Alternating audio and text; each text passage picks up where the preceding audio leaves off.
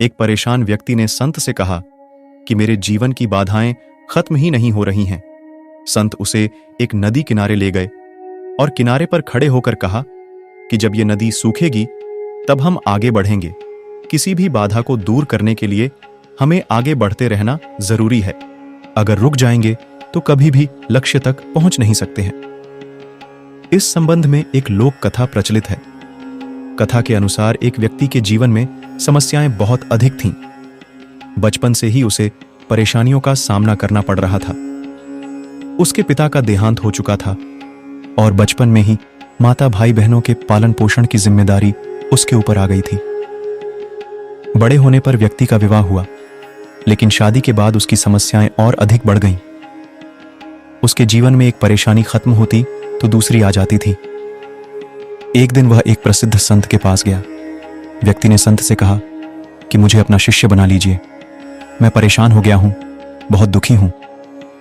संत ने कहा कि ठीक है, तुम मेरे शिष्य बन जाओ, मुझे बताओ क्या परेशानी है। शिष्य ने कहा कि गुरुजी, एक समस्या खत्म नहीं होती और दूसरी सामने आ जाती है। इस कारण मैं बहुत दुखी रहता हूं, किसी भी काम में सफलता नहीं मिल पाती है। गुरु ने कहा कि ठीक है, मैं तुम्हारी समस्याओं का हल बता दूंगा, अभी तुम मेरे साथ चलो। गुरु नए शिष्य को लेकर नदी किनारे गए। किनारे पर पहुंचकर गुरु ने कहा कि हमें यह नदी पार करनी है। यह बोलकर वे वहीं खड़े हो गए। शिष्य भी गुरु के साथ खड़ा हो गया। कुछ देर बाद शिष्य ने कहा कि गुरुदेव, हमें नदी पार करनी है तो हम यहां क्यों खड़े हैं? गुरु ने जवाब दिया कि हम इस नदी के सूखने का इंतजार कर रहे हैं। जब ये सूखेगी हम इसे आसानी से पार कर लेंगे।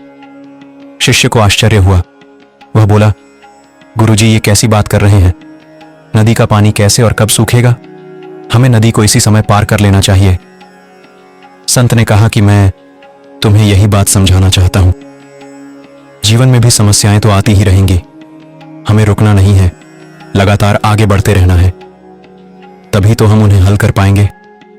आगे बढ़ते रहेंगे तो समस्याओं के हल मिलते जाएंगे। अगर रुक जाएंगे तो एक भी बाधा पार नहीं हो पाएगी। शिष्य को गुरु की बात समझ आ गई और उस दिन के बाद उसकी सोच बदल गई। जीवन में जब भी समस्या आए तो रुके नहीं, आगे बढ़ते रहें। आपका रास्ता खुद ब खुद रोशन हो जाएगा।